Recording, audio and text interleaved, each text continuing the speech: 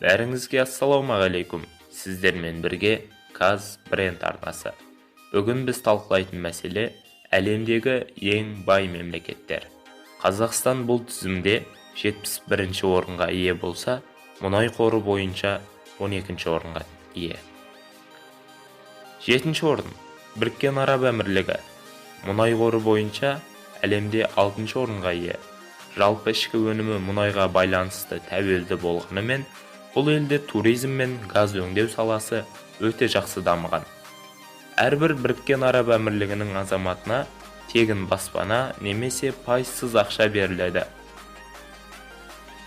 Әр туылған балаға $50,000 дейін беріледі. Ал егер бала саны 3-ке жетсе, барлық кредиті кешіріледі.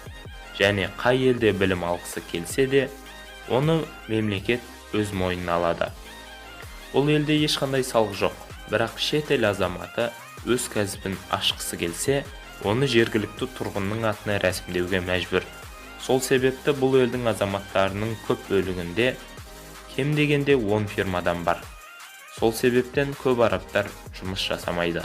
Адам саны 9,1 миллион. Жан басына шаққанда жалпы ішкі өнімі 67,201 ақш доллары. 6-ші орында Норвегия. Бұл ел ең бай елдер тізімінде ғана болып қоймай, өмір сүруге ең ыңғайлы мемлекет ретінде де танылған. Елге нақты табыс мұнай, газ және балық шаруашылығынан түседі. Бір қызығы, бұл елде студенттерге ғана емес, мектеп оқушыларына да шәкіртақы беріледі. Және ескере кететін жайт, бұл елде жоғары оқу орнында оқу үшін өз азаматтарына да, шетелден келген азаматтарға да тегін. Және дене шынықтыру пәнінің мұғалімі $4,000 алса, жалпы орташа жалақы 5-7 мың ақш долларын құрайды. Адам саны 5 миллионнан астам. Жан басына шаққанда жалпы ішкі өнімі 67,619 ақш доллары.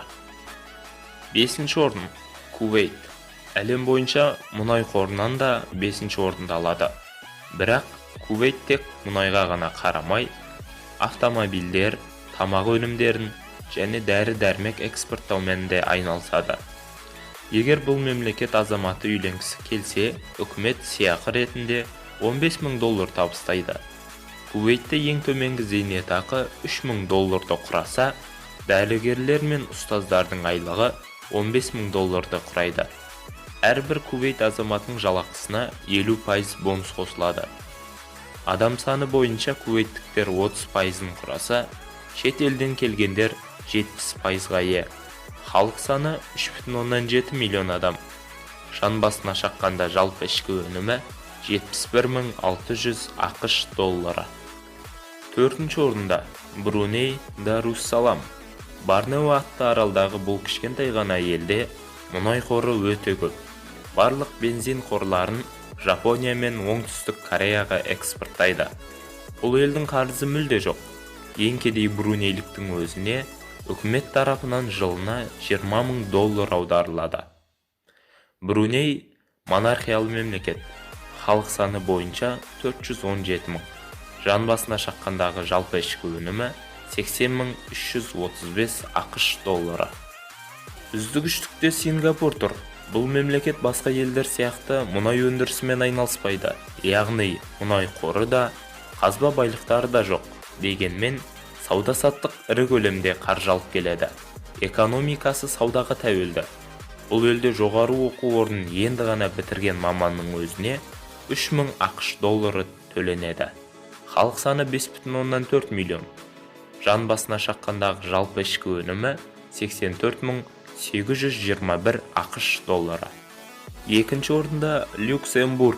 Бай елдердің қатарында 2-ші болып тұрғанымен, сыртқы қарызы 5,4 триллион долларды құрайды. Экономикасы көрші елдермен сауда қатынасына тәуелді. Бұл кішкентай ғана мемлекетте халық саны 550 мың. Жан басына шаққандағы жалпы ішкі өнімі 94,167 ақш доллары. Көптен күткен 1-ші орындағы ел мұсылман мемлекеті Катар. Жер көлемі бойынша оңтүстік Қазақстан аумағына сыйып кететін бұл ел әлемдегі ең бай мемлекет болып саналады. ел экономикасы мұнай мен газға тәуелді. Катар елінің азаматтары жұмыс жасамайды. Тиісінше оларға мемлекеттен $30,000 аударылады.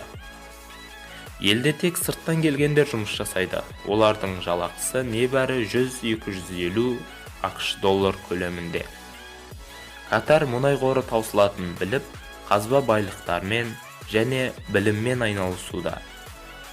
Халық саны 2,1 миллион. Жан басына шаққандағы жалпы ішкі өнімі 146,000 ақш доллары. Ескере кететін жайт, 2022 жылы футболдан әлем чемпионаты Катар елінде өтеді. Катар бұл бәсекеге 200 миллиард ақш долларын бөлді. Бұл 200 миллиард ақш доллары Катардың экономикасына тым да әсер етпейтін секілді. Себебі 2014 жылы өткен Бразилиядағы әлем чемпионатына Бразилия 14 миллион ақш долларын бөлгенде, халық көтеріліске шығып экономикаға кәдімгідей әсер еткен болатын. Ал ендеше қош сау болыңыздар. Каналға тіркеліп, лайк басып кетуіңізді сұраймыз. Сіздермен бірге Газ бренд арнасы.